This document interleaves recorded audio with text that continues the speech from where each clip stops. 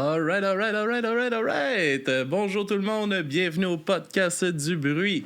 À mes oreilles, c'est ici Alex, aujourd'hui en compagnie de mon co-animateur, Monsieur Philippe Deltor. Hello, hello, Comment ça va, Philippe? ça va bien? Yes, yes. Et on reçoit avec nous une légende de la musique française, Monsieur Ken Kokenstock des Star Shooters et plein de projets multidisciplinaires. Ken, ça va bien? Salut, ouais, ça va bien, ouais. Ouais. Ouais, super content de te recevoir sur le podcast, Ken. Euh, c'est ça, on est en présence d'une personne qui aurait un peu amené le mouvement punk, on pourrait dire, comme tu me disais un peu avant qu'on rentre en ondes, à ton insu dans Mhm. les années Ouais. fin 70, vous avez eu avec les Star Shooters un peu l'étiquette, la première étiquette de groupe punk dans les années 70, je pense que c'est 78, je crois, le début des Star Shooters. Ah, c'est 77 Ok. officiellement, voilà. Premier 45 tours, c'était en 77. Mais c'est important, ça va tellement vite à cette époque-là qu'une Ouais. année sur l'autre, on passe vraiment à un autre sujet. Ouais, hein? Puis Ouais. comment commence un peu cette aventure-là là, des Star Shooters? Ouais, il y a un début non officiel qui démarre dans la cour du lycée Saint-Exupéry à Lyon, où le premier concert officiel qu'on fait en public, et non pas pour distraire les copains, se passe donc pendant la fête du lycée, où on fait un carton, en fait. On joue des reprises, hein, on n'est pas encore dans Dans la notre répertoire. composition. Oui, oui, on a dû glisser deux, trois titres à nous qui étaient des copies de David Bowie ou de Roxy Music, et puis l'essentiel était des reprises pour faire danser les gens, quoi. Mais ça nous a tellement plu d'avoir du succès. Après ça, on s'est dit, on va faire ça un peu plus sérieusement, voilà. Donc voilà, c'était l'été 75, ça, et il nous a bien fallu, facile, un an et demi avant de faire notre trou, pour diverses raisons d'ailleurs. C'était essentiellement parce que la scène rock n'existait pas en France. Il Mhm. n'y avait pas de circuit, il n'y avait pas de salle. À Lyon, par exemple, la province, autant à Paris, il y avait quelques clubs rock où on pouvait jouer, des clubs mythiques comme le Gibus, le Palladium, le Golfe de Rouault. Mais à Lyon, il n'y avait absolument rien. Et donc, c'était un désert et il a fallu, je sais pas en fait. Après, c'est une histoire de chance. Alors, si vous voulez que je vous la raconte, la chance, je peux vous la raconter. Ça va Ouais. durer Ben oui. 4-5 minutes. Voilà. Il se trouve que parallèlement, je suis aussi dessinateur de bande dessinée et j'ai fait de la bande dessinée depuis toujours, depuis mes années lycée déjà. Ok. Et je voulais absolument publier dans la revue Métal Hurlant, qui était une nouvelle revue à l'époque qui Ouais, paraissait, je qui le était pour lisais à moi l'époque, moi. voilà, c'était le Graal pour moi. Il y avait Ouais. Pilote, il y avait Tintin, il y avait Spirou, ok, mais franchement, quand Métal Hurlant est arrivé, j'ai voulu travailler là, quoi. Donc j'ai commencé à montrer mes dessins là-bas à Métal Hurlant. Comme c'est un petit journal, c'était assez facile de les joindre, et donc on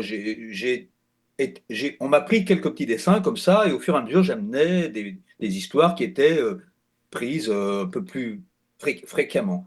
Et un jour où je me rends à Métal Hurlant pour montrer mes dessins, la personne qui m'accueille n'est plus Jean-Pierre Dionnet, qui a créé la revue, mais Philippe Manœuvre, qui est journaliste à Rock and Folk à l'époque, et que je connaissais donc pour avoir vu sa photo dans Rock and Folk. Donc on parle dessin pendant quelques minutes, et puis après, j'ai dit à Philippe Manœuvre, je fais pas que du dessin, je fais aussi et qu'est-ce que vous faites comme rock? Enfin voilà. Et je dis, ben oui, on fait du rock, je sais pas, on déteste les Rolling Stones et on est le groupe le plus rapide du monde. Voilà, c'est à peu près ça Mhm. que je lui ai dit. Ça l'a fait marrer et du coup, il m'a demandé de lui envoyer une cassette. Alors, j'ai envoyé une cassette de démo de l'époque, mais c'était mauvais. Franchement, je l'ai réécouté cette semaine, la cassette, pour des raisons que je vous expliquerai peut-être plus tard. Et franchement, c'était pas bon. Je ne sais pas il y a trouvé quelque chose. Et le mois suivant, il faisait un grand papier sur la naissance du punk, en fait, en Angleterre, aux États-Unis et en France. Et on était dedans ce papier, voilà, on était inconnus au bataillon. Mhm. Franchement, les groupes français, ils parlaient de Little Bob Story, ils parlaient de Mhm. Stinky Toys, qui déjà faisait parler d'eux, Ouais. Asphalt Jungle, parce que je pense Patrick Odlin, qui officiait comme journaliste,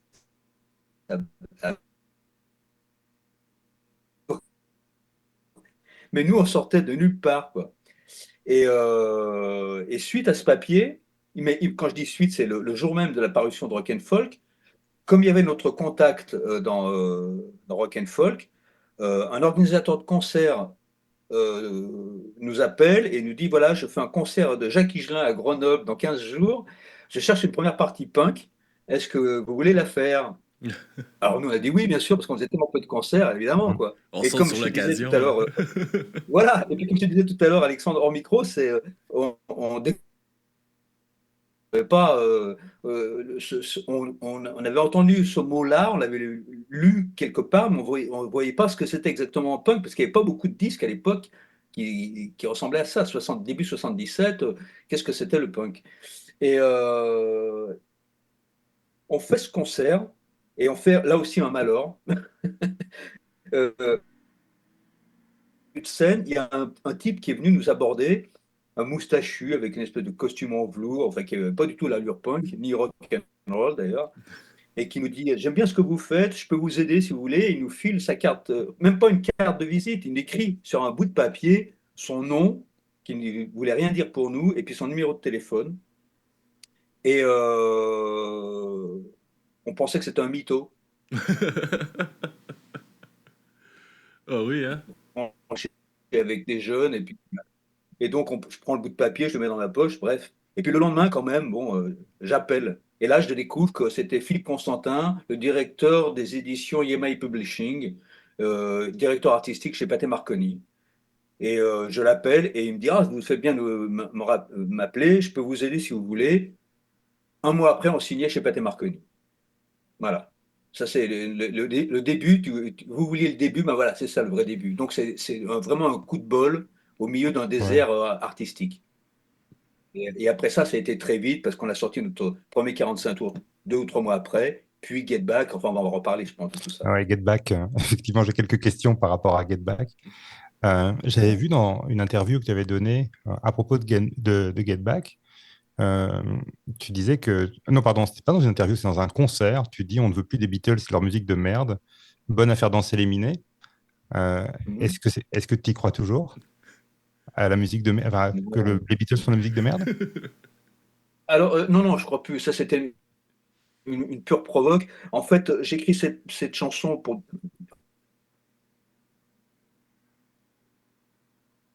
On a de perdu? cette époque-là, désert parle. Je ne vivais évidemment pas de ma musique, j'étais ni de mes dessins.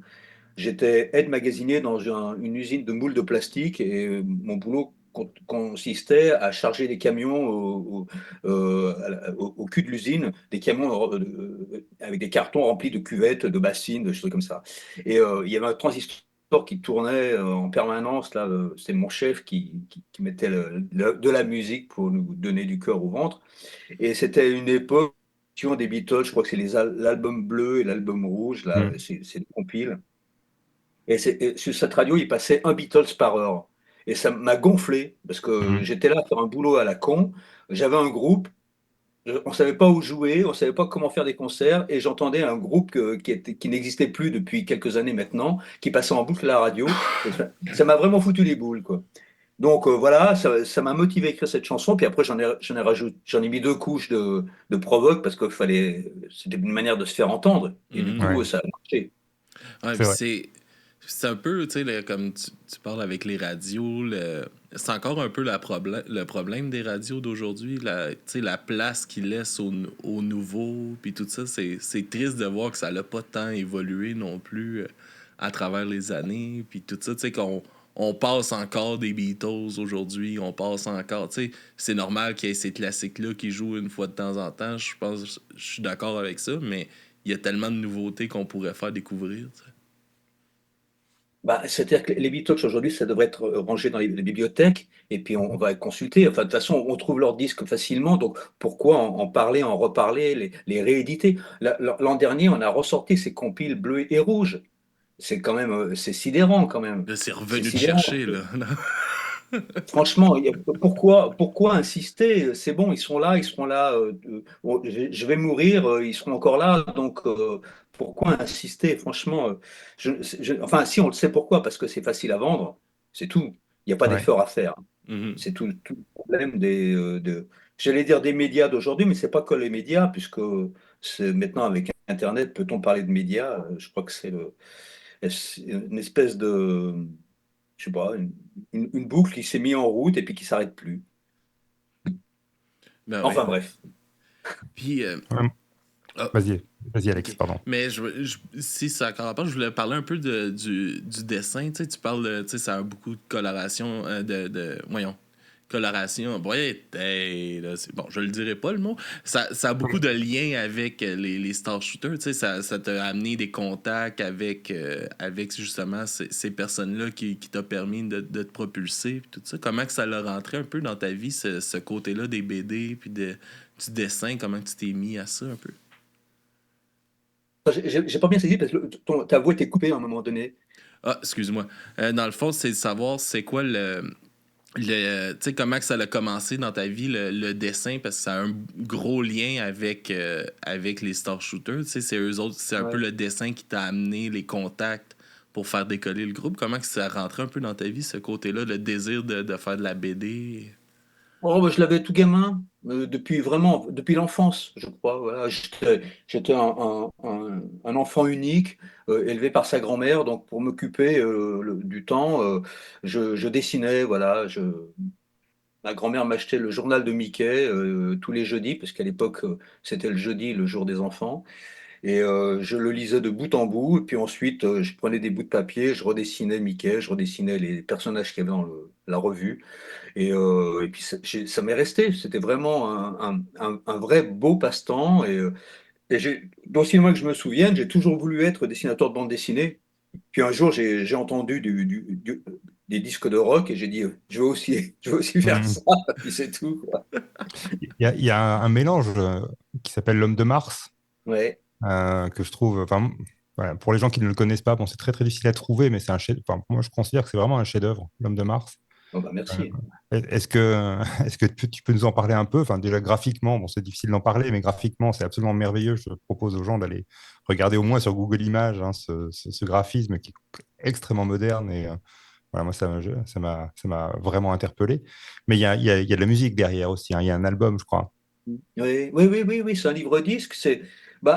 En fait, comment dire, c'est ce qui m'a remis le pied à l'étrier en bande dessinée, à dire vrai. Parce que je me suis arrêté, en fait. La bande dessinée, j'en ai fait jusqu'aux années 86 ou 7 par là. Et puis, je me suis arrêté pour diverses raisons. Les éditeurs avec qui je travaillais, notamment Métal Hurlant, la revue s'arrêtait. Mhm. Futuropolis était revendu à Gallimard. Mon compagnon de jeu, qui était un copain de lycée, Philippe Bernalin, qui faisait la plupart de mes scénarios, est décédé à ce moment-là. Donc ça faisait beaucoup de coups durs. Ouais, Et comme j'avais mis de côté un peu la musique à cette époque-là, je faisais vraiment plus de dessins que de musique, j'ai remis la barre sur la musique et je suis reparti en musique pendant 20 ans, mhm. et jusqu'à cette idée de l'homme de Mars, où au fur et à mesure que j'avançais sur ce disque, ça a commencé par une ou deux chansons qui prenaient comme angle l'idée de se sentir étranger dans le monde d'aujourd'hui Ouais, et cette métaphore du martien. Et j'ai développé les deux chansons pour en faire un album concept, comme on dit. ouais. Et au fur et à mesure, ça m'enthousiasmait tellement cette idée-là que je me suis dit pourquoi pas l'illustrer. Et c'est devenu un livre-disque. Hmm. Voilà. Et après ça, j'ai refait plus régulièrement. Je- J'exagère. J'ai refait plus régulièrement de la bande dessinée. Pour l'instant, j'ai fait que deux grands albums, enfin deux albums commerciaux. C'est pas mal déjà, quoi, hein. Ça fait une belle Oui, œuvre, là, en tout je cas. suis sur le troisième. Ah, tant mieux, tant mieux, tant mieux. Ah! Mais Ben, c'est. auparavant, Pardon. Oh non, vas-y, allez-y. Non, j'allais dire qu'auparavant, j'en avais sorti combien? Six, je crois, d'albums de BD, trois chez les Humano et trois chez Futuro au début de ma carrière de dessinateur. Mhm. Ok, cool. Puis, est-ce qu'il y avait justement, tu sais, comme là, tu avais des concepts un peu pour cet album et ce livre-là. Est-ce que tu avais aussi des concepts qui influençaient justement peut-être des BD qui influençaient des chansons que tu écrivais dans le temps, peut-être des Star Shooters? Est-ce que tu illustrais justement des dessins en chansons que tu avais fait Comme un auparavant? soundtrack sur un film, quoi. Ah ben oui, oui. Enfin, à cette époque-là, oui, c'était assez facile parce que d'abord, je faisais essentiellement des BD, des histoires courtes qui faisaient 4 pages ou 5 pages. Donc ça, cette histoire courte, elle pouvait très bien se résumer en une chanson facile et une chanson de tranches de vie qui peuvent très bien être des bandes dessinées. Alors franchement, là, c'était selon l'humour du jour que ça se passait. Après, c'est devenu un peu plus difficile parce que ça s'est différencié. J'ai fait des albums long métrage, on va dire, donc des Mhm. histoires qui se développent. Et là, je pouvais plus en faire des chansons.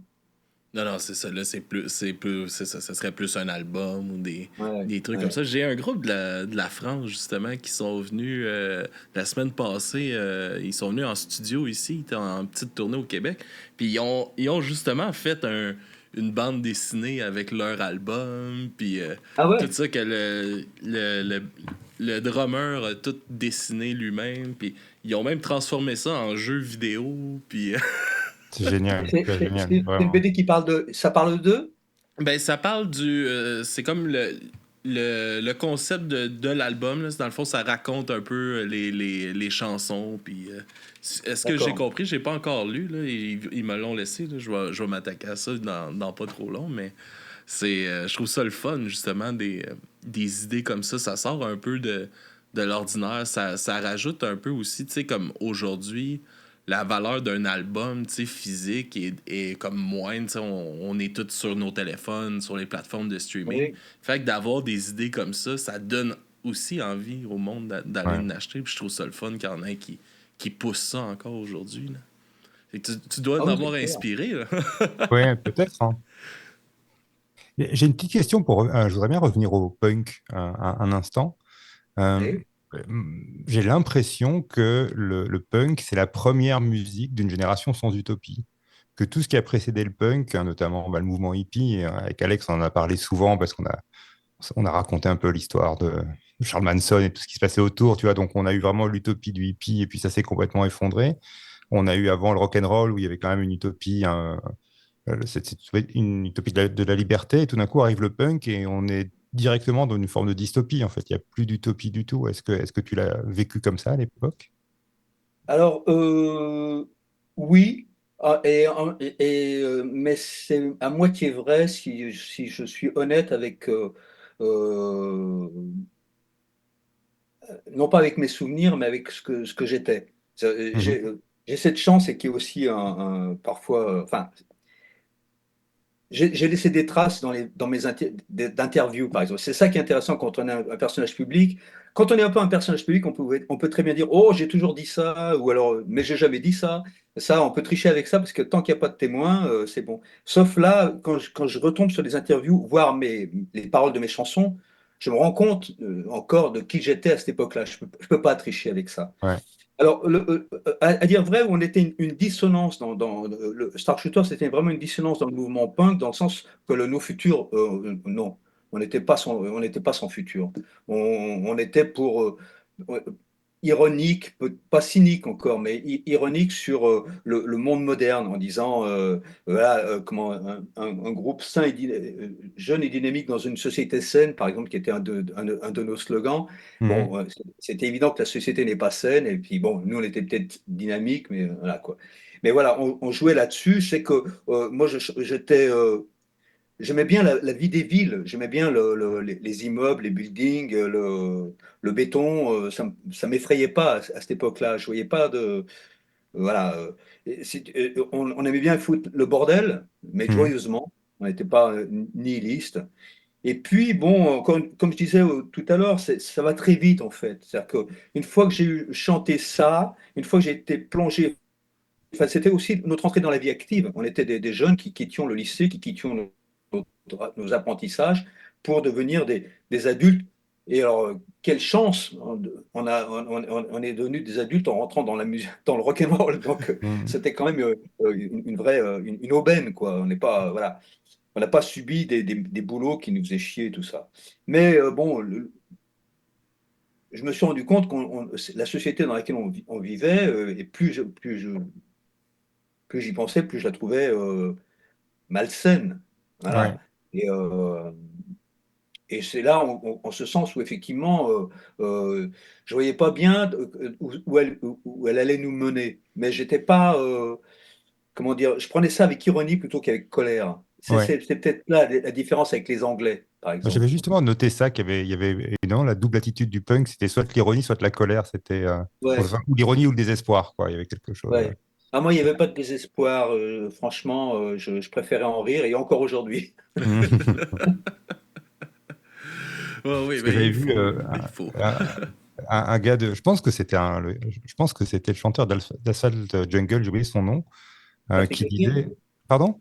Patrick Odlin. Oui, voilà, qui disait les intellos ont rendu le rock triste. Et le punk est peut-être quelque chose qui vient voilà, rajouter une couche de spontanéité, d'énergie brute. Oui, oui, oui. Ah bah, à ce moment-là, c'était le punk, c'était aussi bah, d'abord parce n'oublions pas qu'on était jeunes, vraiment Ouais. jeunes, et c'était voilà ce qui dominait à cette époque-là, c'était des rockers établis, Mm. vraiment. Alors ce qui est étonnant, c'est qu'ils n'étaient pas si vieux que ça, hein. Les Who, les Rolling Stones et tout ça à cette époque-là n'étaient pas si vieux, mais Non. on les voyait, ils étaient établis, quoi. Ils vivaient Mhm. une vie, on dirait aujourd'hui hors sol. C'est-à-dire que Ouais. cette jet set, il n'avait plus de contact avec la rue, notre vécu, et on ne trouvait pas notre compte dans cette musique démonstrative des fois qu'il faisait. Il y avait aussi le rock progressif Oui. que j'ai écouté, hein, Ah, honnêtement, moi quand aussi, j'étais ouais. jeune, j'ai Moi écouté aussi. ça. Et même aujourd'hui, j'y reviens parce que je trouve Mm. qu'il y a des belles choses. J'ai tout balancé, le bébé avec l'eau du bain. Mais à cette époque-là, bon, je me nourrissais d'un peu de tout. Mais il y avait cette envie de simplicité, de dire, mais bordel, nous aussi, on veut faire de la musique, mais on n'est pas des virtuoses. Bon, Mm. ça, c'est l'aspect musical. Et après, il y avait euh, trouver des chansons qui nous parlent. Donc, comme j'en trouvais pas, je les ai écrites, en gros.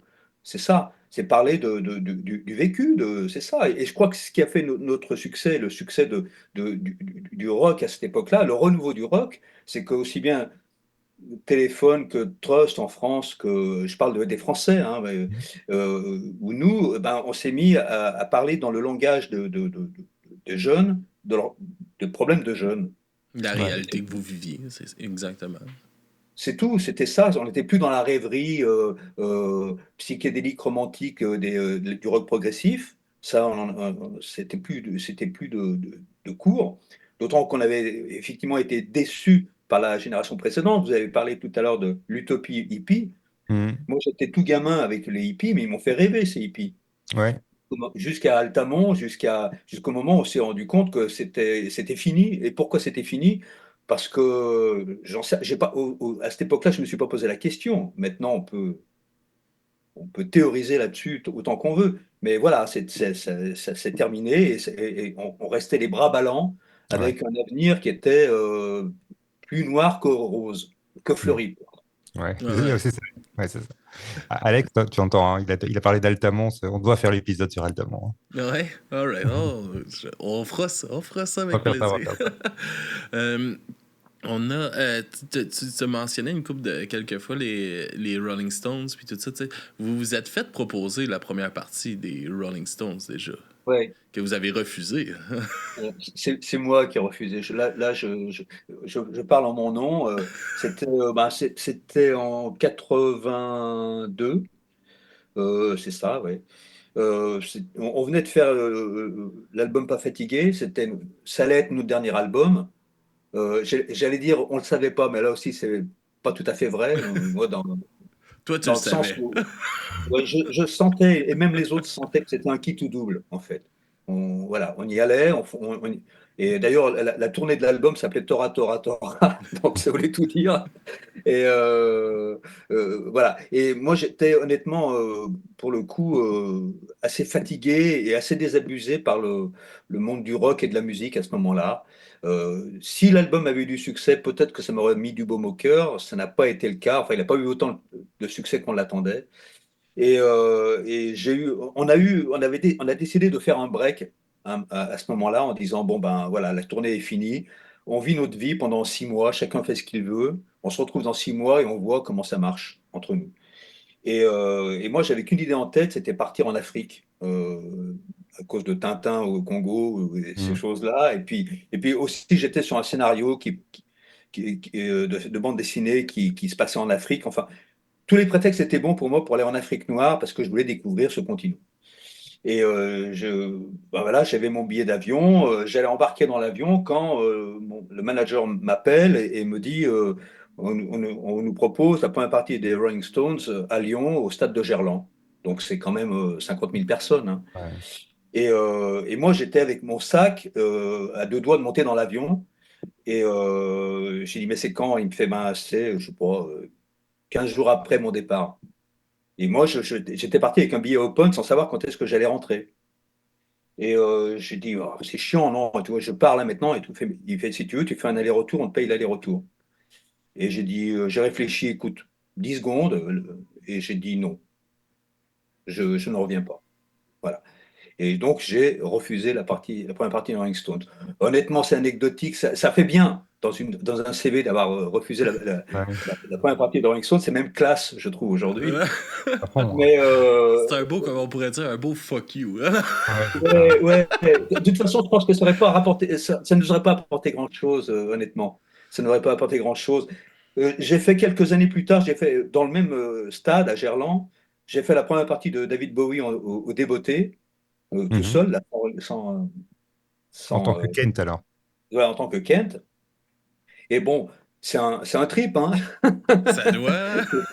C'est Avec bien de le pas un faire, petit artiste non plus. Là. mais c'est comment vous dire ça. Ça épate à l'antenne, là, comme ça épate, ou autour d'un verre, c'est épatant, mais une fois que c'est fait, c'est tout, quoi. Voilà, c'est bon. Ouais. Ouais, c'était pas mon trip. Voilà. Mhm. Ah, mais c'est quand même des beaux accomplissements. Là, tu sais, faut être fier de tu sais, d'avoir eu ces opportunités-là. Tu sais, c'est quand même pour tu sais, avoir, mettons, juste savoir que les Rolling Stones, il a été offert pour faire la première partie, tu sais, pour vous. Puis c'est. Tu sais, c'est une belle preuve d'accomplissement que votre musique a voyage, elle atteint, tu sais, elle s'est propagée. Là. C'est comme une marque là, de reconnaissance un peu Oui, du milieu, puis tout ça. Puis c'est le fun de, tu sais, que vous partiez justement de un peu cette frustration-là de pas être représenté, de pas... Puis que finalement, ben, les gros groupes qui vous fâchaient, ils vous ont entendu, tu sais. oui, mais tu as raison, mais si tu veux, ce genre d'opportunité ou de proposition qu'on nous fait, de faire la première partie dans des stades de groupes monumentaux. Ça me fait penser à la Légion d'honneur aussi en France. Ouais. La Légion d'honneur, c'est aussi bien si tu l'acceptes que si tu la refuses au bout du compte. Mm. Ça revient au même. Je Mhm. trouve que voilà, c'est aussi parlant. C'est la proposition qui fait la valeur, quoi. C'est pas. Ouais, c'est ça, c'est Ouais. la proposition. Et puis, ton refus a autant de valeur que si tu acceptais aussi.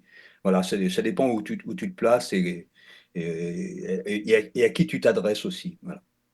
Ah, puis ça a dû, si on, tu peux peut-être nous en parler un peu justement de ton voyage, puis tout ça, ça a dû être quand même un point marquant un peu dans ta vie, ce voyage-là, de partir pour un projet comme ça, puis d'aller voyager, puis découvrir. Ah bah c'était formidable, d'autant que je suis parti avec.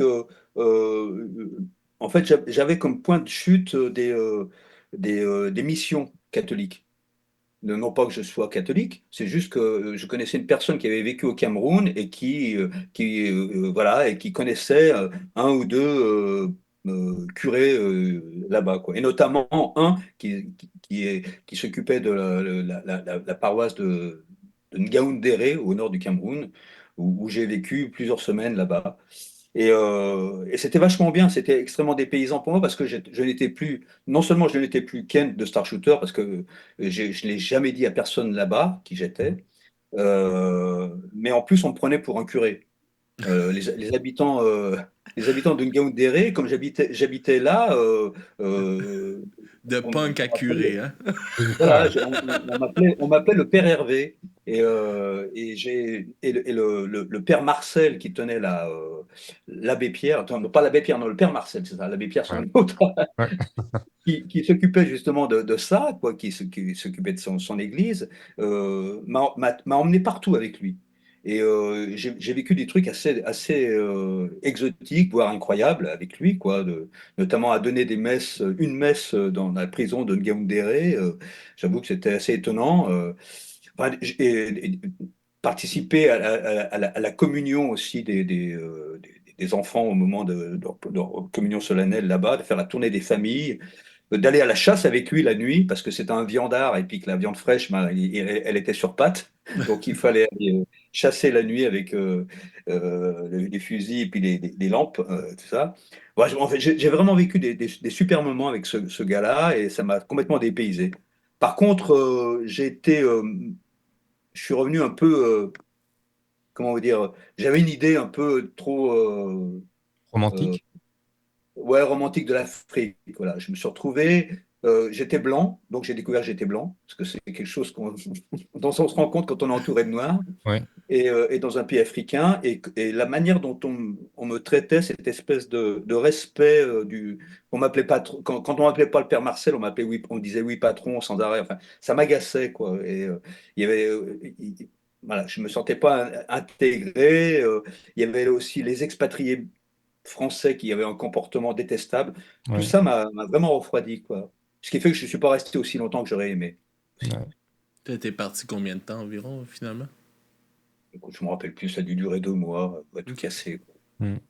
Voilà, je suis rentré d'abord parce que pour ma bande dessinée, j'avais tout ce qu'il fallait. Et puis j'avais ça, quoi. J'ai pas retrouvé.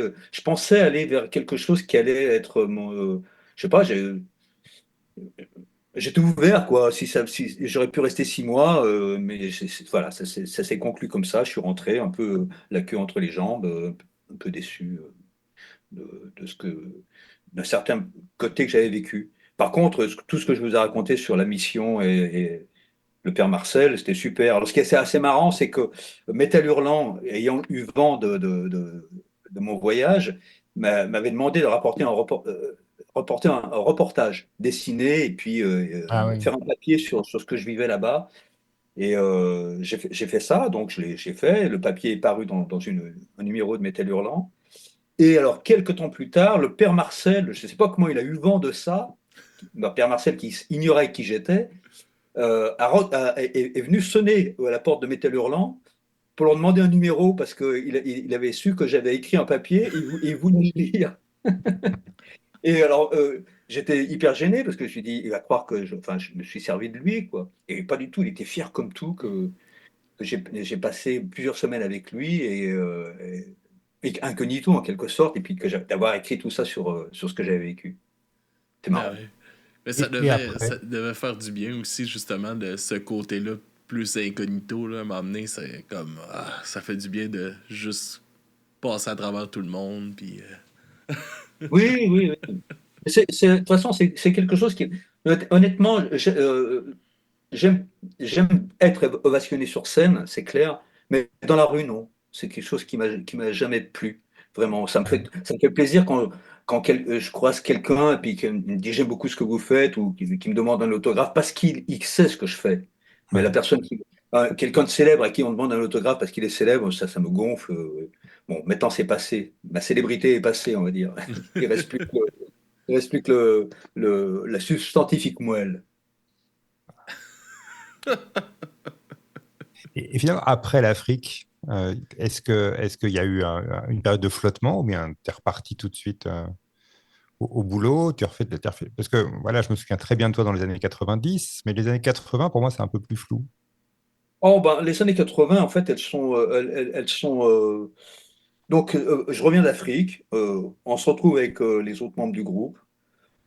On répète pour faire une dernière tournée des casernes allemandes, de françaises en Allemagne. C'est quand même incroyable, quoi. La Ouais, dernière tournée de Star Shooter, on a joué devant les Bidas en mm, Allemagne.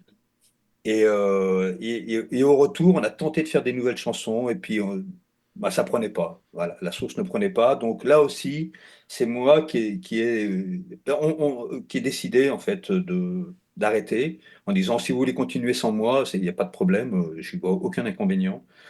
Et puis les autres m'ont répondu non, ça tombe bien. En gros, on n'a pas envie de continuer non plus. Voilà, donc ça s'est arrêté en 82. Et puis aussi dans ce break qu'on avait fait, donc je suis parti en Afrique, mais j'ai aussi fait un album qui est considéré comme mon premier album solo en quelque sorte, mais c'était plus un album de vacances. C'était pas un premier album solo, c'était un album de vacances, voilà, où je voulais jouer avec d'autres musiciens que des membres de Star Shooter, des chansons qu'on ne jouait pas avec Star Shooter. OK. Donc voilà, il n'y a pas de frustration, quoi. C'était vraiment s'amuser avec des potes. Et j'ai enregistré cet album donc à mon retour d'Afrique. Et l'album est sorti, la sortie de l'album a été décalée parce que, pour des raisons commerciales, parce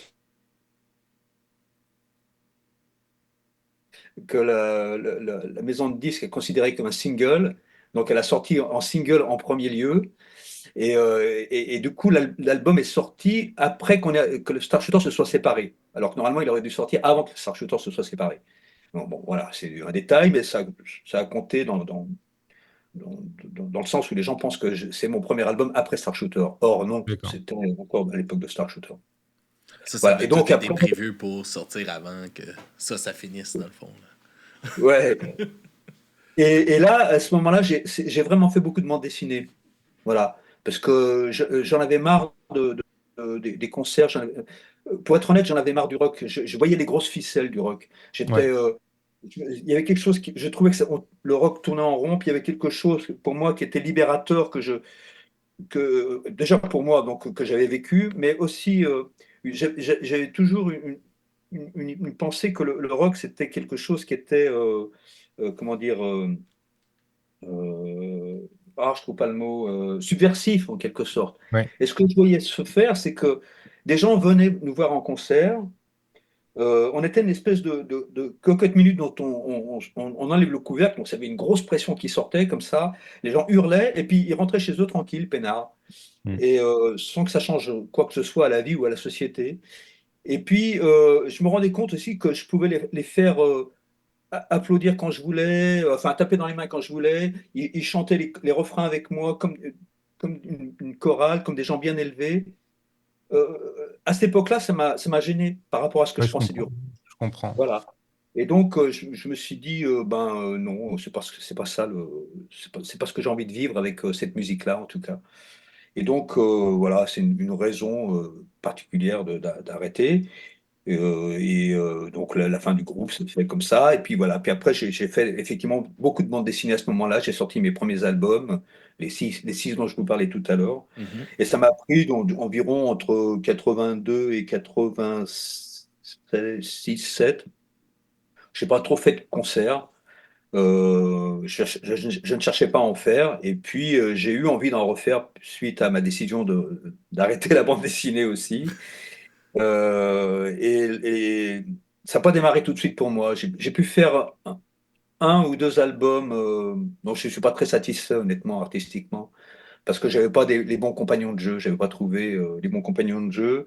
J'étais entre deux aussi, je n'avais plus envie de faire trop de rock. Enfin, ce qui était assez marrant, c'est que pendant cette période de BD où le rock, je m'en étais lassé, je me suis dit, mais à quoi je pourrais m'intéresser en musique qui m'excite? Et c'est là où je suis revenu à la chanson française, à dire vrai, mais pas par le biais de leur interprète directement. Je me suis mis à écouter les premiers Gainsbourg, les Brel, Aznavour, mais les arrangements, le Ouais, playback qu'il y avait derrière. mm, Comment mm. c'était foutu cette musique-là. Et je me suis rendu compte en fait que c'était unique. C'était une musique unique. Ça n'existait pas. Ce qu'on faisait là n'avait pas d'équivalent. ni dans le rock, ni dans le jazz et tout ça. Il y avait une façon de faire tourner les rythmiques, enfin, je trouvais que c'était très riche, quoi. Et donc, je me suis abreuvé de ça, je me suis refait cette culture, et j'avais qu'une envie, en fait, c'est de partir dans cette voie-là. Mais quand j'ai commencé à en parler autour de moi, c'était au milieu des années 80. Franchement, on m'a dit, mais c'est n'importe quoi. Qu'est-ce que tu nous racontes là? Toi, t'es un rocker, tu vas continuer à faire du rock, et puis c'est ringard. Et c'est vrai. C'est vrai que cette musique-là était considérée comme passée. Voilà, c'était donc ringard. Et donc, j'ai eu cette chance, en fait, qu'on me refuse de réaliser mon rêve trop tôt.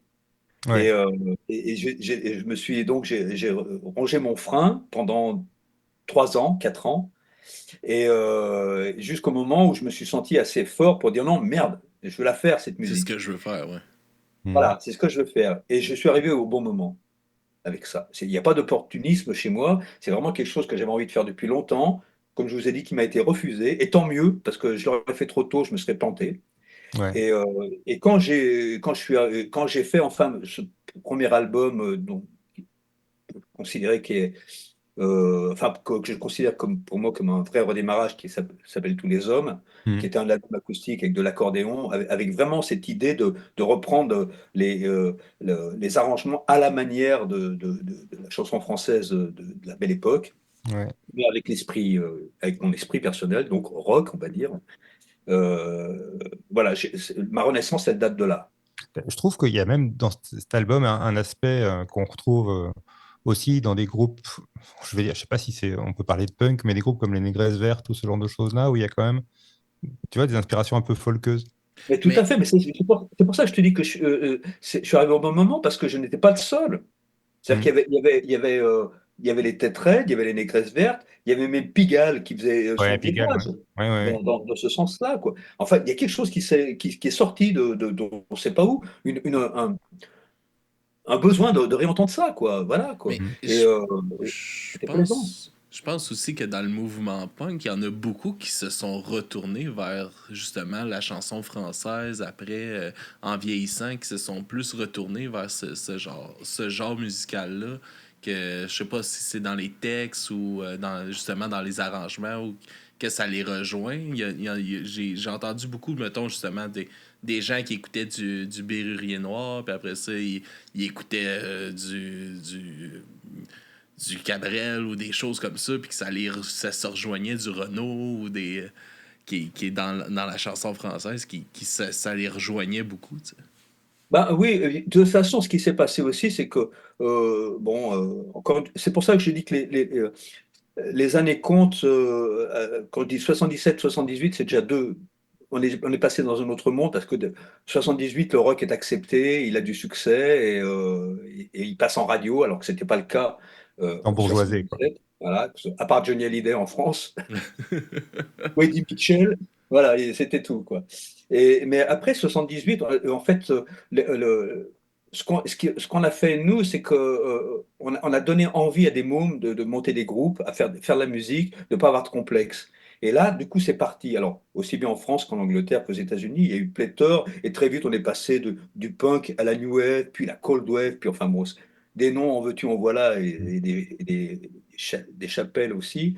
Et après ça, ben, les enfants qui sont devenus ados n'étaient plus aussi tranchés que nous, quoi. C'est-à-dire que moi, je fréquente des gens plus jeunes qui écoutent aussi bien Barbara enfin, qui ont écouté aussi bien Barbara que Face No More. Enfin, voilà. Alors que nous, on était obligés de faire du passé table rase pour s'imposer. Après, quelques années plus tard, même pas 10 ans plus tard, c'était plus la peine. On pouvait très bien dire j'aime Cabrel et Noir Désir. Hmm. Voilà, c'était possible. Ouais. Ce qui est assez marrant, c'est que c'est possible du côté du public, mais la rock culture française reste assez tranchée. C'est-à-dire que quand tu aimais Noir Désir, tu peux pas aimer Cabrel dans le milieu purement rock. Après, dès qu'on en sort, tout est admis, quoi. Tiens, je peux te parler un instant d'autres précurseurs, juste pour voir si c'était enfin, un peu ta tribu à cette époque-là. Moi, il y a un groupe qui me plaisait énormément. Donc, j'écoutais Star Shooter et j'écoutais aussi un groupe qui s'appelait Metal Urbain. Hmm. Est-ce que vous avez joué ensemble? Est-ce que vous vous êtes fréquentés?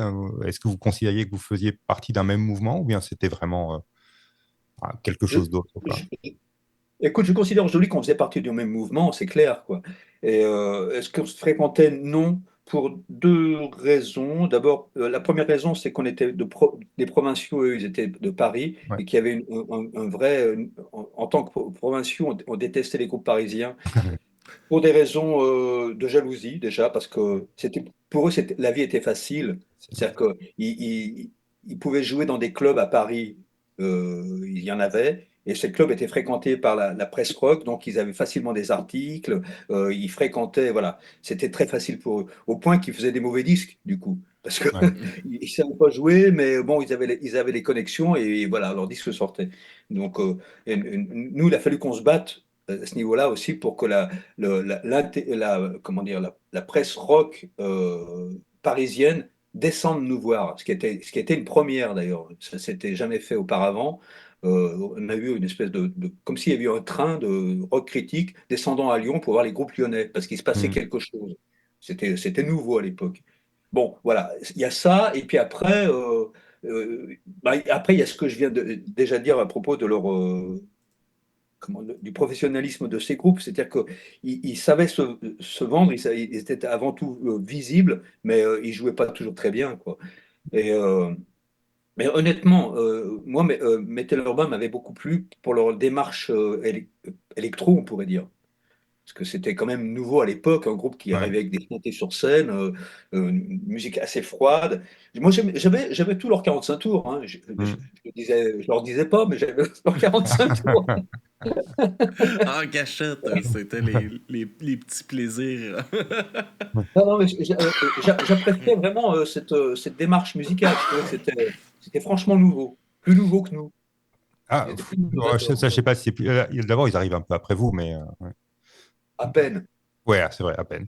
À Et peine, alors, à peine. il y en a un qui arrive un peu après vous, et là, je suis un peu plus ambivalent. C'est un truc que j'écoutais quand j'étais très très jeune, et à mon avis, c'est une musique qui s'adressait à des très très très jeunes, mais qui, avec le recul, me dérange un peu. C'est Gogol premier. Est-ce que tu vois de qui je parle? Qu'on voit dans Oui, je Turpentine vois. d'ailleurs. Ouais. Ouais. Ouais, ouais. Bah, écoute, je sais pas quoi te dire parce que j'ai écouté, je me rappelle de rien. Ah, ok.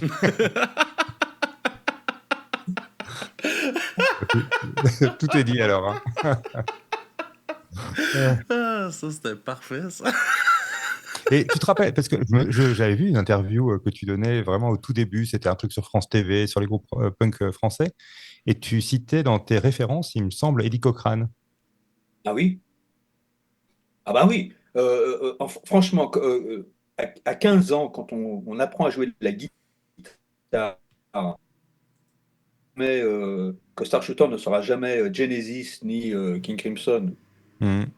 Les références, elles sont, on va les puiser dans les sources du rock. Mhm. Voilà quoi. Et moi, ce qui m'a donné qui m'a décomplexé et donné envie d'écrire des chansons de 3 minutes faciles à retenir et tout ça, c'était effectivement le début du rock. C'était Chuck Berry, Eddie Cochran, parce que le son de la guitare, le son Mhm. de la guitare d'Eddie Cochran, c'est génial. Ouais. Comment dire, la différence entre Gene Vincent et les Blue Caps au niveau son et Eddie Cochran, elle est flagrante, quoi. Oui, Il y en a un qui est encore dans l'esprit, pas cristallin, mais cette c'est propre, guitare quoi. folk, un peu, voilà, comme ça. Et l'autre, il est crade. Il est là, Mhm. comme ça, avec des riffs, Mhm. avec des vrais riffs faciles à jouer, en plus. Donc, Ouais. c'est facile pour nous, effectivement, de. Est-ce qu'on a repris Cochrane? Non, parce que je ne savais pas parler anglais. Donc non, mais j'ai dû pomper. J'ai dû Ouais. pomper Ça, Cochrane c'est tout pour à des votre chansons. honneur de ne pas avoir tenté. Ouais, voilà. Il y en a beaucoup qui font l'erreur. Non, Et j'ai puis, chanté en yaourt, ce qu'on ouais, appelle. Euh, la, la première cassette dont je vous parlais, que j'ai filée à Philippe Manœuvre, oui, je ne chantais pas. On croit que je chante en anglais, mais je chante en yaourt. Vous savez ce ok. que c'est Ouais, le yaourt? ouais, Il oui, tout faut à fait. anglais, Moi, c'est non. phonétique, c'est tout. Le yaourt, Il y a pas tu de fais chance. semblant, quoi. Ouais. Tu fais les Voilà, sons. c'est ça, exactement. D'ailleurs, il y a, attends, merde, j'ai un trou de mémoire, il y a un très grand chanteur italien J'ai oublié, ah, mon Dieu, j'ai un trou de mémoire, c'est horrible, mais qui avait fait un 45 tours en yaourt et qui en a fait un vrai succès. Il n'y a pas un seul mot en anglais, mais si tu parles pas anglais, tu as bien l'impression qu'il chante en anglais. Et Ah, tiens, il avait fait je ça savais pour pas. démontrer que, en fait, que l'anglais allait tout écraser, mais il n'y a pas un seul vrai mot en anglais, quoi. Ouais, ouais. C'est Celentano? Oui, oui, c'est ça. Adriano Ouais, Celentano, voilà, exactement. je ne m'étonne pas Merci. de lui. D'ailleurs, très réussi, hein, le morceau, hein. Voilà. Fait que- Et dans d'autres influences, des influences plus récentes, est-ce que par exemple tu écoutais les Stooges ou les MC5 ou ce genre de choses-là, ou bien c'est Oui, mais en fait, je bouffais tout ce que je pouvais. C'était facile, en fait, comment. Non, c'était facile, j'allais dire n'importe quoi.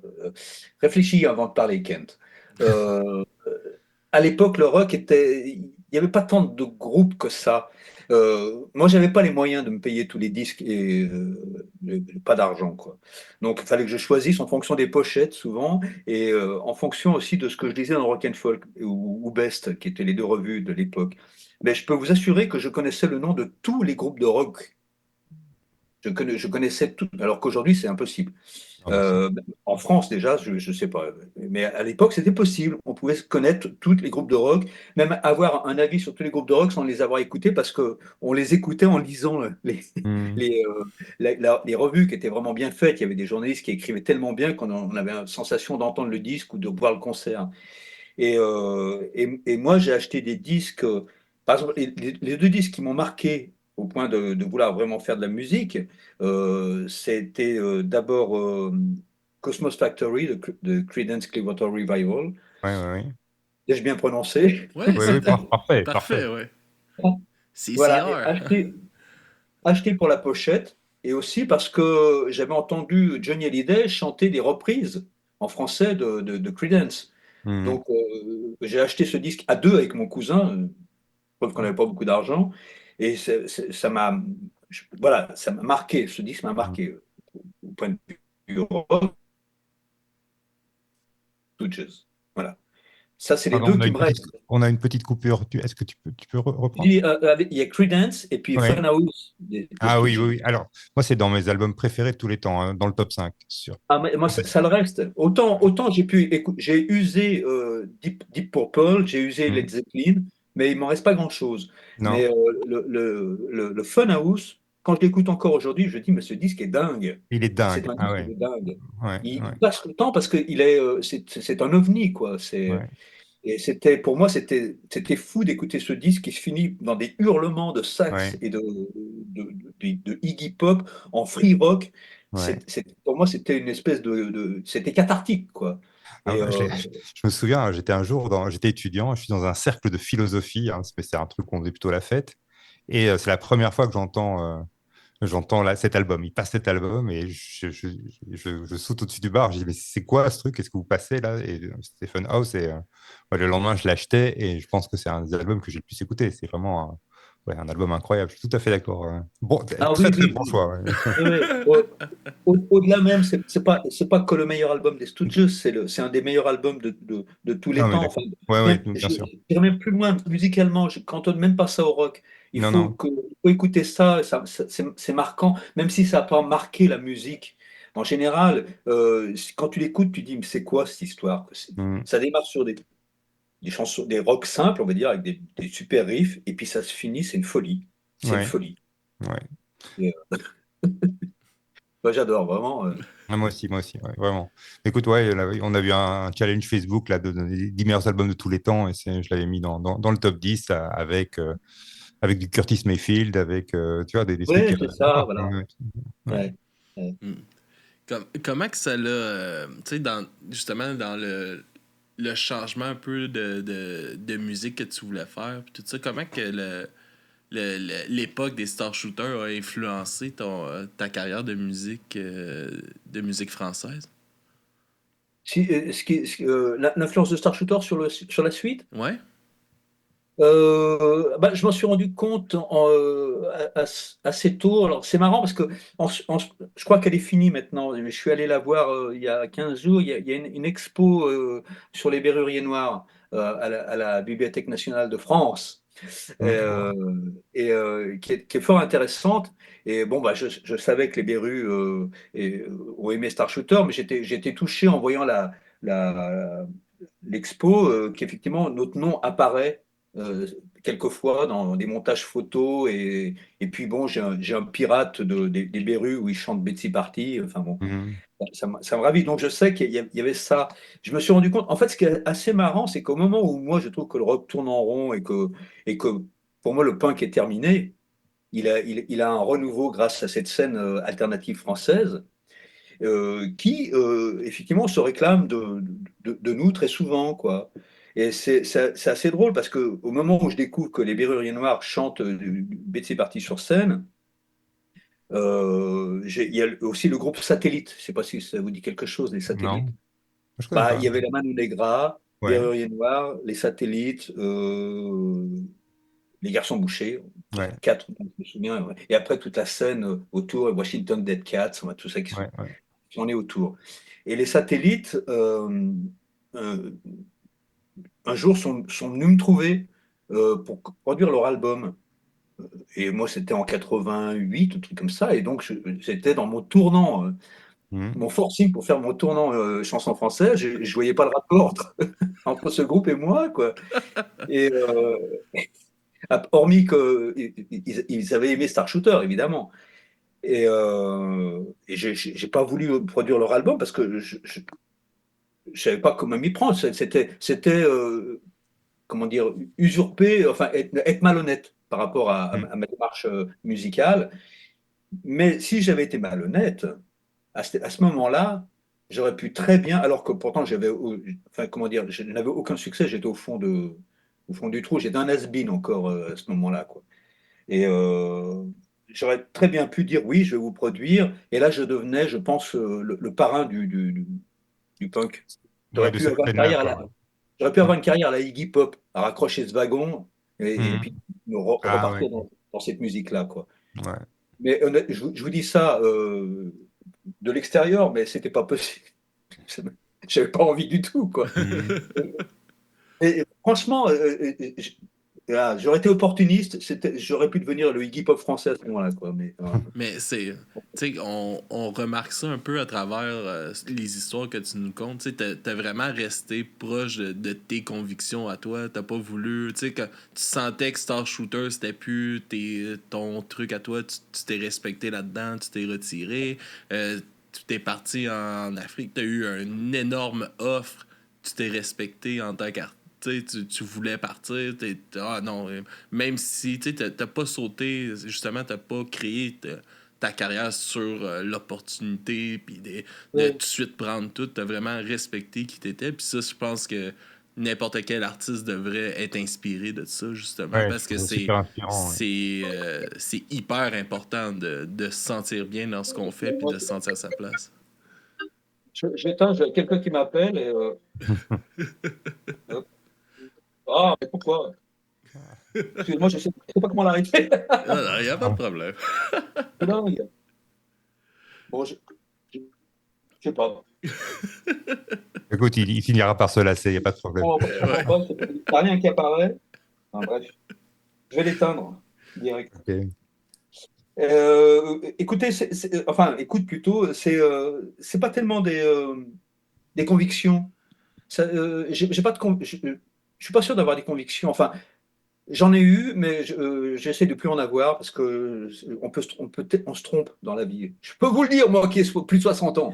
Et c'est plus être honnête avec soi-même. Mhm. Voilà, c'est ça. Alors, évidemment, c'est pas comme ça qu'on fait une carrière à succès. Une Mhm. carrière à succès, c'est au contraire, quand on voit qu'on a trouvé la recette, c'est la creuser. Et, voilà. Bon, mais ça n'a jamais été. Voilà. Comme je vous l'ai dit, le succès est amusant. La découverte du succès est amusant. Vivre de ça, je trouve ça drôle. Ah, et alors, du coup, ça t'a amené dans des endroits où tu pensais pas aller quand tu étais plus jeune, donc je trouve que c'est assez Ouais, passionnant, quoi. ouais, T'as composé pour d'autres aussi. Enfin, comment? tu as écrit et composé pour d'autres. Oui, j'ai écrit et composé pour d'autres, pour des gens qui sont venus me chercher. Mhm. J'ai pas cherché à me vendre de ce côté-là non plus, quoi. Et je sais pas faire du prêt-à-porter non plus. Comment dire, quand on vient me voir, j'écris pour les autres comme j'écris pour moi, en quelque sorte. Ou alors des fois c'est ce qu'on appelle une complicité. Je vais être avec quelqu'un qui va me dire, enfin, je parle au passé parce que ça ne se produit plus trop maintenant, mais euh, j'ai envie d'une chanson qui parle de ça. Et Mhm. si ça m'inspire, je l'écris cette chanson parce que c'est effectivement, j'aurais pas pensé écrire une chanson là-dessus.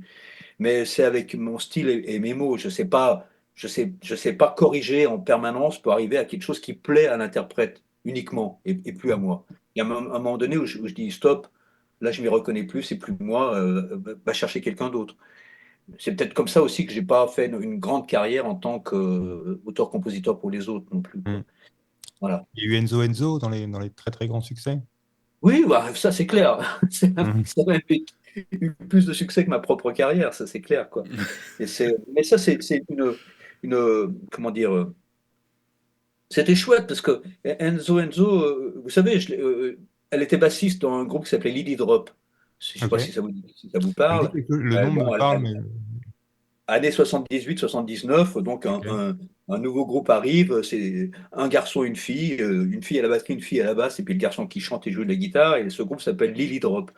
Et honnêtement, j'aimais beaucoup Lily Drop, il y avait un côté pop plaisant, enfin, j'aimais bien, on a fait des concerts ensemble, soit ils ont fait notre première partie, soit on s'est retrouvés dans des festivals, et, euh, et donc le groupe un jour se sépare, nous on se sépare, et donc quelques années plus tard, euh, arrive cette chanteuse Enzo Enzo, dont je découvre qu'elle était l'ancienne bassiste de Lily Drop. Mhm. Et elle vient me voir en concert à Paris un jour, et elle m'écrit une lettre.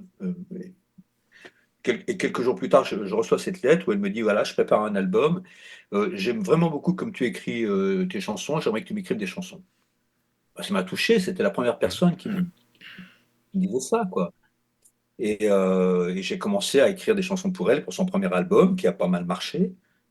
Et puis, quand est arrivé le deuxième album, elle m'a de nouveau appelé en me disant, je rentre en studio, est-ce que tu as des chansons pour moi? Et je dis, bah oui, oui, j'en ai, bien sûr. Bon, j'ai celle-ci notamment, et donc je lui ai donné la chanson Juste quelqu'un de bien, Ouais.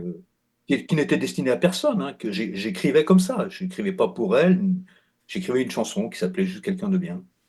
Et elle l'a enregistrée avec le succès qu'on connaît. Enfin, Ouais, voilà, ouais. bravo. C'est dingue, hein, quand même. Enfin, moi, je trouve la chanson, là, je comprends que ça a été un succès, ceci dit. C'est une chanson, c'est vraiment une très très belle chanson, effectivement, avec une enfin, une apparence de grande simplicité, mais une mélodie qui est absolument imparable, et puis, ouais, ce refrain qui est magnifique, quoi.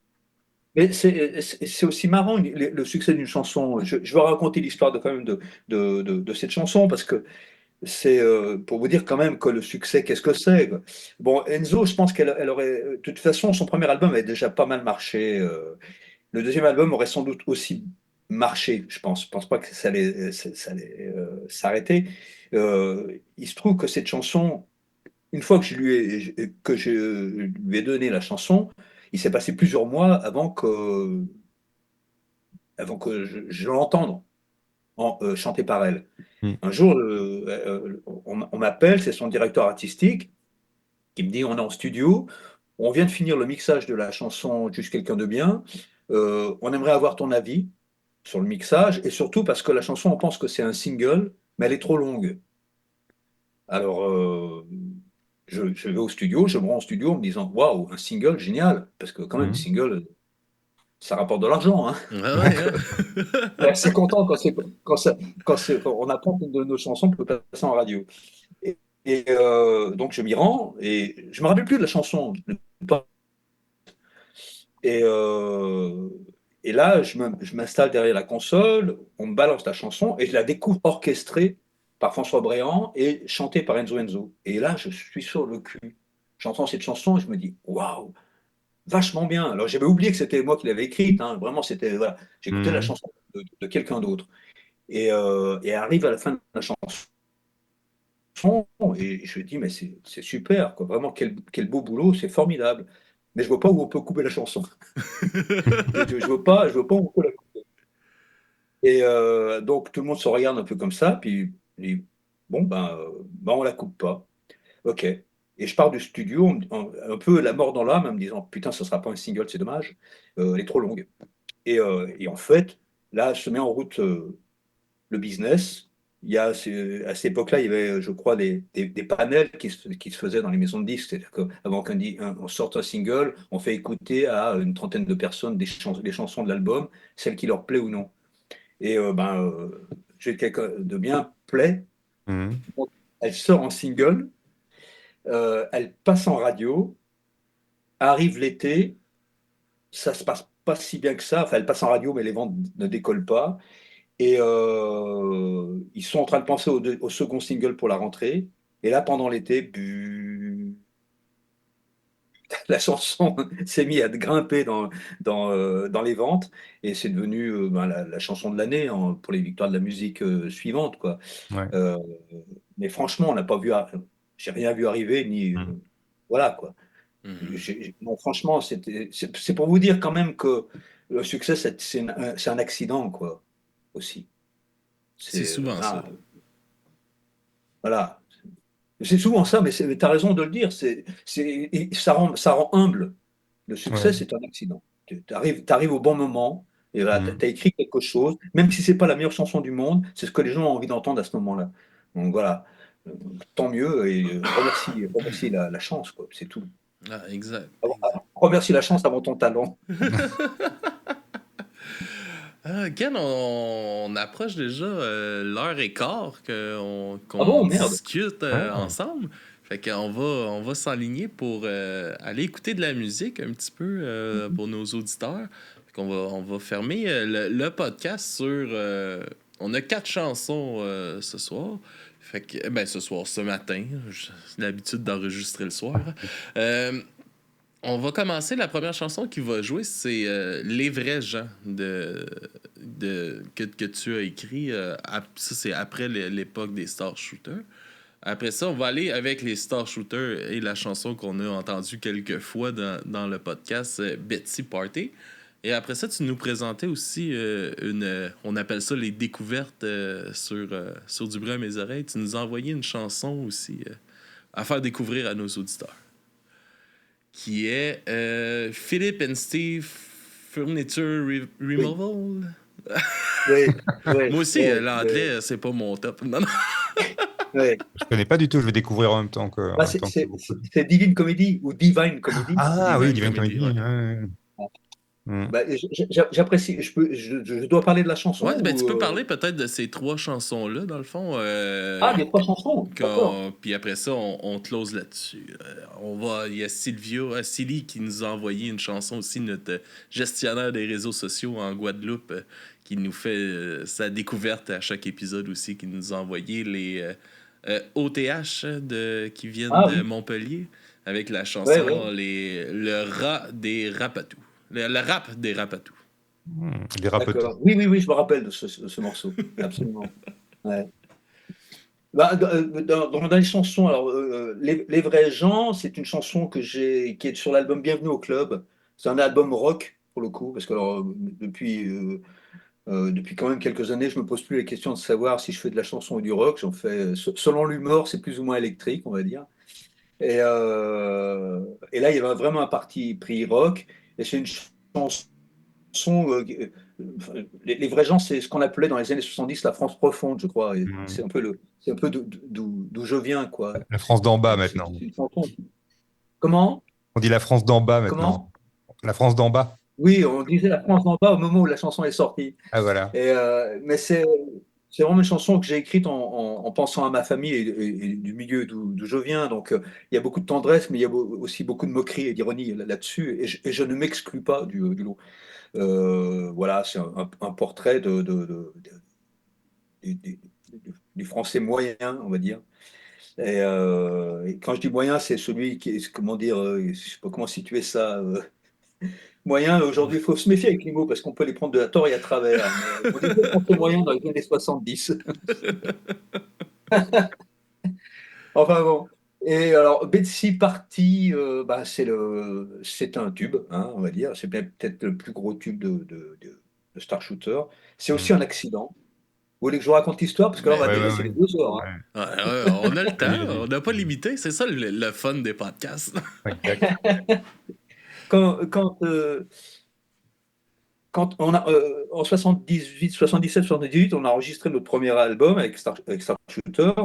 On venait de finir de l'enregistrer et il était au mixage. Et puis, il y avait une émission de radio sur Europe 1 qui s'appelait Pogo, animée par Alain Manval, feu Alain Manval, malheureusement, Hmm. parce qu'il est décédé. Et c'était l'émission qui passait à 22 heures et qui passait que des groupes punk à l'époque. Et Alain Manval avait envie de faire lui-même un 45 tours. Et il nous a demandé si on pouvait lui écrire une chanson. Et donc, on a composé Betsy Party pour lui. Et pour se roder avant de l'enregistrer en studio avec lui, on la joue un soir à un concert à Paris, qu'on jouait dans un petit club. Et on la joue comme ça. Et Philippe Constantin, qui nous avait signé sur Pathé Marconi, était là ce soir-là pour nous voir jouer. Et à la fin du concert, il vient nous voir, il nous fait: Mais la chanson là, que vous avez jouée, la Betsy Party, là, vous l'avez enregistrée pour l'album? Et je lui explique: Ben non, on ne l'a pas enregistrée pour l'album parce qu'elle est destinée à Alain Manval.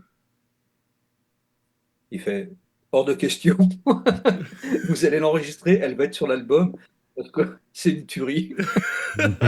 Donc on s'est retrouvé à enregistrer la chanson. Alain Manval a été évincé et on l'a enregistré sur l'album. Et merci Philippe Constantin, quoi. Voilà, quoi. Ouais, Encore un accident, on va dire.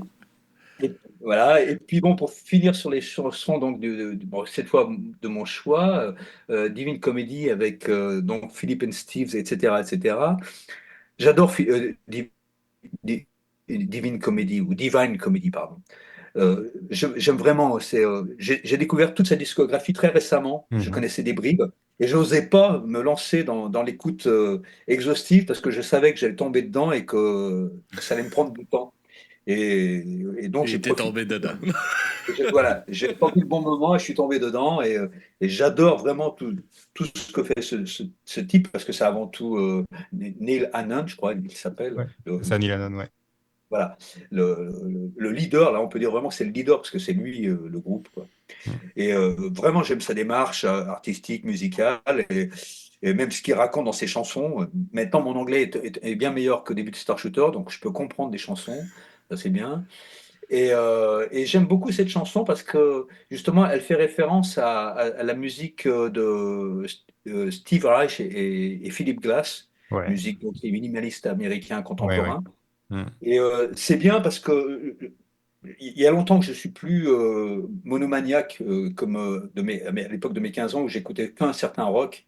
Je vous ai expliqué que j'ai redécouvert mes racines avec la chanson française, mais ça s'est élargi au fil du temps. J'ai aussi écouté toutes les musiques parce que tout me plaît maintenant, quand c'est bon, évidemment, quand tout me plaît. Et, et notamment la musique contemporaine. Aujourd'hui, j'écoute énormément de musique contemporaine. Et Steve Reich et Philip Glass, je les ai découverts il y a une vingtaine d'années. Et je trouve qu'ils ont beaucoup influencé la musique, le rock d'aujourd'hui, en fait.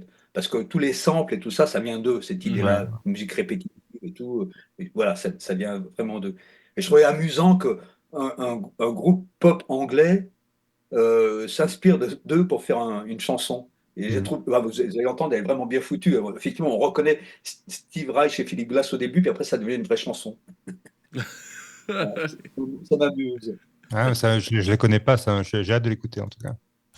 Ah ben, merci beaucoup d'avoir participé au podcast, Ken. Ce fut vraiment un honneur de te recevoir et de discuter avec toi. C'était vraiment plaisant. Une belle tranche d'histoire que tu nous as racontée aujourd'hui.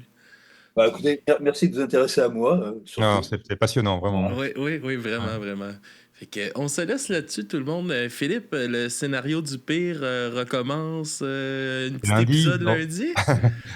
Exactement, 29e épisode lundi. Donc, en fait, ma blonde, comme on dit au Québec, elle Ouais. m'a proposé de reprendre avec moi. On a enregistré l'épisode, donc il est programmé pour sortir lundi aux petites heures du matin. C'est un épisode très long, comme celui d'aujourd'hui, quoi. On a Ouais.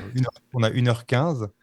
C'est un épisode qui parle de quelque chose qui nous a tellement tourmenté au niveau de notre morale, où on s'est posé beaucoup de questions, qu'on a invité une docteure en philosophie. Donc c'est étonnant, hein, on a mélangé le crime, les histoires criminelles et la philo. Donc il y a une docteure en philo qui nous accompagne sur la fin de l'épisode, avec qui on dialogue sur, les notions de bouc émissaire, ce genre de trucs-là. Donc voilà, on parle de criminologie, mais avec une philosophe, mais on raconte aussi une histoire assez passionnante, qui est l'histoire d'une émission de télé qui s'est achevée le jour où il y a eu une mort en direct. Voilà. Non. Puis pour ceux-là là, qui ne sauraient pas c'est quoi le scénario du pire, là, qu'est-ce que c'est un podcast. C'est un podcast belge, hein, d'abord. C'est un podcast de true crime belge. Donc, on raconte des histoires criminelles, mais atypiques. On cherche vraiment le côté très atypique. Et comme on a une grosse affection pour la musique et le cinéma, on se projette dans cette histoire. On se pose à chaque fois la question de est-ce que cette histoire ferait un bon film? Et si oui, est-ce qu'on peut imaginer un casting pour ce film? Et un soundtrack. Et donc, on va chercher des musiques généralement peu connues, pour illustrer le film. D'ailleurs, Ken parlait de Faith No More. Il y aura du Faith No More dans l'épisode. Il y aura aussi du Andy Williams, hein, du blues punk du début des années 60. Voilà. Donc, ce genre de choses-là. Ok, super sur toutes les intéressant. plateformes. J'ai hâte de voir le retour du scénario du Écoute, pire. j'ai hâte d'entendre votre avis, et ma compagne aussi, parce que c'est son premier podcast. Ah ouais, hein? Puis Ken, est-ce qu'il y a des endroits où est-ce qu'on peut te suivre, écouter un peu ta musique, ou des spectacles qui s'en viendraient peut-être pour toi de ton côté? De mon côté, non, en fait, ma musique, on peut l'écouter maintenant, je suppose, sur toutes les plateformes. Voilà. Je ne fais pas de spectacle en ce moment. J'ai terminé ma dernière tournée début février. Okay. Alors, on se serait vu quelque temps avant. J'aurais pu vous filer un lien pour voir le dernier concert enregistré à Lyon. Mais je crois que le lien est fini maintenant. On ne peut plus le voir. Et donc, non, il faudra attendre longtemps. Je suis sur un projet de bande dessinée et ça va me prendre beaucoup de temps. Et voilà, je pas... À suivre sur les réseaux, voir ce qui s'en vient avec toi. Là, on fera peut-être un petit concours. J'offrirai volontiers la BD, mais on fera peut-être un petit concours du bruit à mes oreilles pour gagner une bande dessinée signée Kent. Oui, ça pourrait être une idée. Sinon, oui, c'est vrai, sur mon site, j'ai une chaîne YouTube où il y a pas mal il y a des extraits de concerts, des choses comme ça, oui. Ok. Ouais, c'est aussi pour ceux qui s'intéresseraient à moi après ce brillant podcast. Ah oui. Parfait. On va pouvoir te voir sur scène parce que j'ai pris la version live au Café de la Danse pour ceux-là qui regardent en vidéo le podcast. Fait qu'on va pouvoir voir un peu ton énergie aussi sur scène dans la première chanson, Les Vrais Gens. Fait qu'on se laisse là-dessus, tout le monde. Merci beaucoup, puis à la prochaine. Bonne journée à tous. Bye bye. Salut.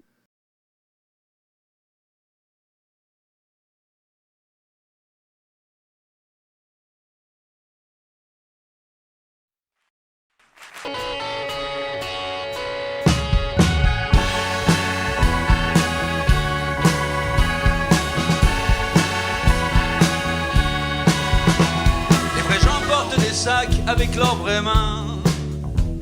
Les vrais gens ne confondent soir et matin qu'une fois par an. Les vrais gens se font piller le cœur par des bonimenteurs. Ils croient que la télé a le sens des valeurs. Les vrais gens partent en vacances tous ensemble en même temps. Ils doivent s'y prendre un an à l'avance, sinon ils font chou blanc. Les vrais gens croient en Dieu quand ils lancent des SOS. Un Dieu pas trop pointilleux sur leurs histoires de fesses. Les vrais gens viennent chez moi et moi je viens chez eux. Les vrais gens sont chez moi et moi je suis chez eux.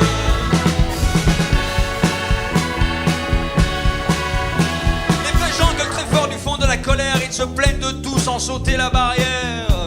Ils ne savent plus qui croire. Les vrais gens aiment tout ce qui leur est facile, mais tout est difficile. Ils aiment par hasard, il suffit de leur plaire et tout devient facile. Les vrais gens aiment les grosses voitures qui roulent dans la nature.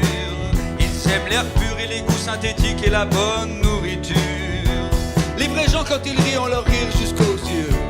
Leurs dents partent en vrille, mais ils s'en foutent parce qu'ils sont heureux. Ils rient de tout, de rien et du malheur. Ils rient pour se faire de la chaleur. Les vrais gens viennent chez moi et moi je viens chez eux. Les vrais gens sont chez moi et moi je suis chez eux.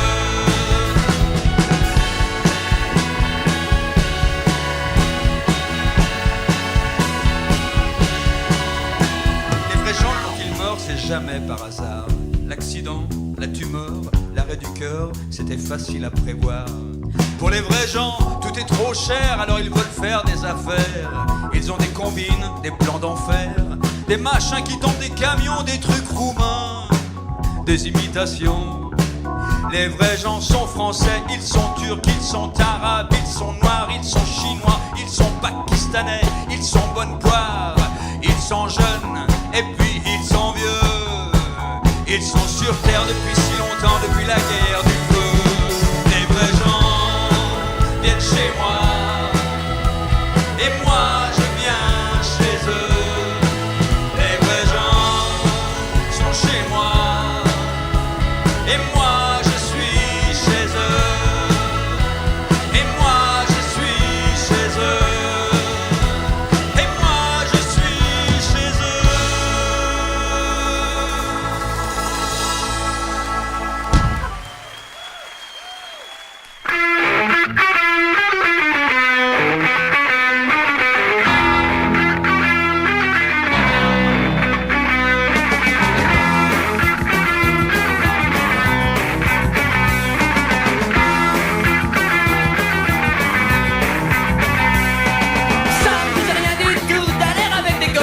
Danser comme un fou, comme ça pendant toute la nuit. Je n'ai pas résisté, elles m'ont dit tu vas craquer. Il faut arriver, elles ne s'étaient pas trompées. Je n'ai jamais vu ça moi, une villa comme ça.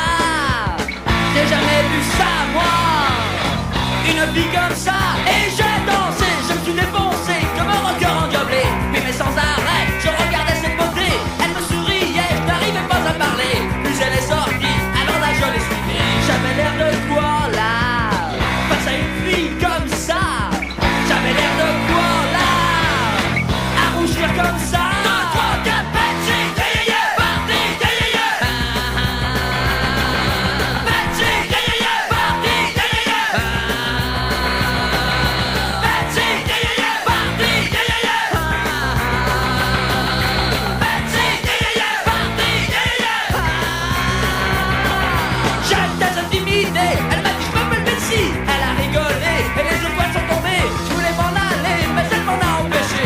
On a trébuché et sûrement elle est tombée. J'ai jamais eu ça moi, une chance comme ça.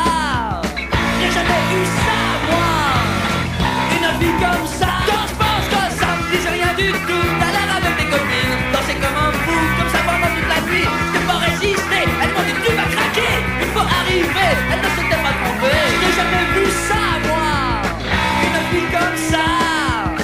Je n'ai jamais eu ça moi, une vie comme ça. 2, 3, 4, Betsy, yeah, yeah, yeah, party, yeah, yeah, yeah. Betsy, yeah, yeah, yeah, party, yeah, yeah, yeah. Betsy, yeah, yeah, yeah, party, yeah, yeah, yeah. Oh no. Betsy, yeah, yeah, yeah, party, yeah, yeah, yeah. Oh no.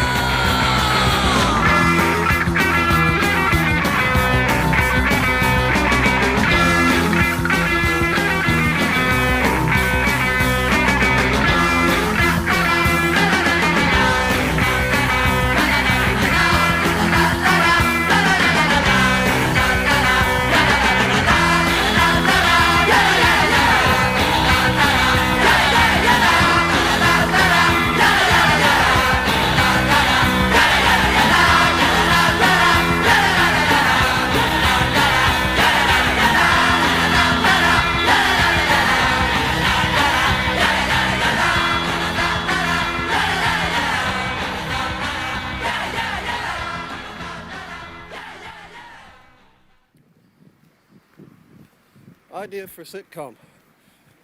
Philip and Steve's Furniture Removal Company.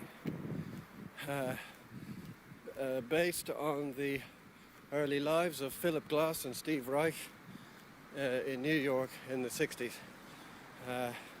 Many hilarious gags about the repetitive nature of the work and the phases that Steve's life goes through.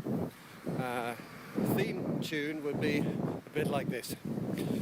Philip and Steve's Furniture Removal Company. Philip and Steve's Furniture Removal Company. Philip and Steve's Furniture Removal Company. Philip and Steve's Furniture Removal Company. Philip and Steve's Furniture Removal Company. Philip and Steve's Furniture Removal Company. Philip and Steve's Furniture Removal Company. Philip and Steve's Furniture Removal Company. Philip and Steve's Furniture Removal Company. Furniture Removal Company. Philip and Steve's Furniture Removal Company. Philip and Steve's Furniture Furniture Removal Furniture Removal Company. Furniture Removal Company. Philip and Steve's Furniture Removal Company. Furniture Removal Company. Furniture Removal Furniture Removal Company. Philip and Steve's Furniture Removal Furniture Removal Furniture Removal Furniture Removal Furniture Removal Company. Furniture Removal Philip and Steve's Furniture Removal Philip and Steve's Furniture Removal Philip and Steve's Furniture Removal Company. Philip and Steve's Furniture Removal Company.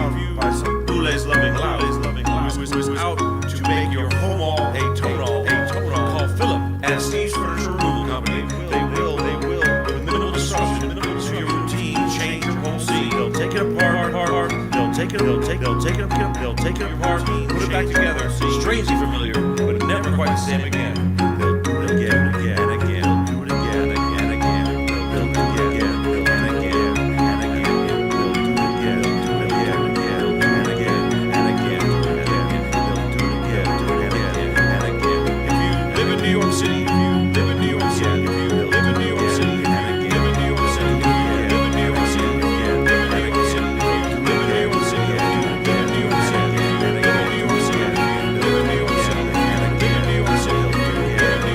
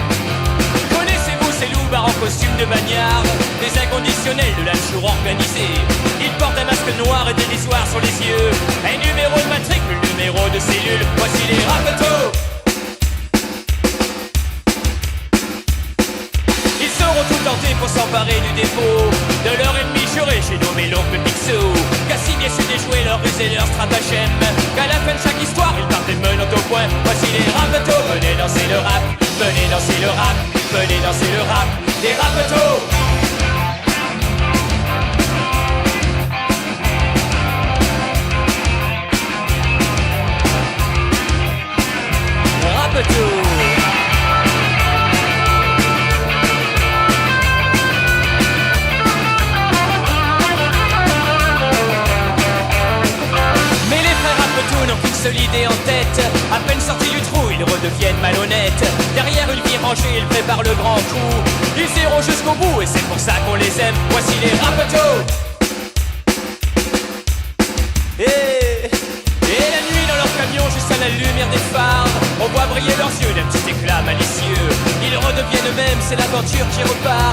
Toujours prêt pour le rap, voilà une vie qu'elle est bien. Voici les Rapetos, venez danser le rap. Venez danser le rap, venez danser le rap. Les Rapetos. Waouh! Nous sommes les frères Rapetos. Nous sommes les frères Rapetos. Prenez garde à vos sous. Nous sommes les frères Rapetos. Nous sommes les frères Rapetos. Nous sommes les frères Rapetos. Attention, hop. Nous sommes les frères Rapetos, prenez garde à vos sous. Nous sommes les frères Rapetos, surveillez vos bijoux. C'est quand il fait nuit que nous sortons de notre tanière. On renifle de loin les coffres forts remplis d'or. Prenez garde à vos sous car nous sommes les frères Rapetos. Nous sommes les frères Rapetos, prenez garde à vos sous. Nous sommes les frères Rapetos, surveillez vos bijoux. C'est quand il fait nuit que nous sortons de notre tanière. On renifle de loin les coffres forts remplis d'or. Prenez garde à vos sous car nous sommes les frères Rapetos. Nous sommes les frères Rapetos. Nous sommes les frères Rapetos.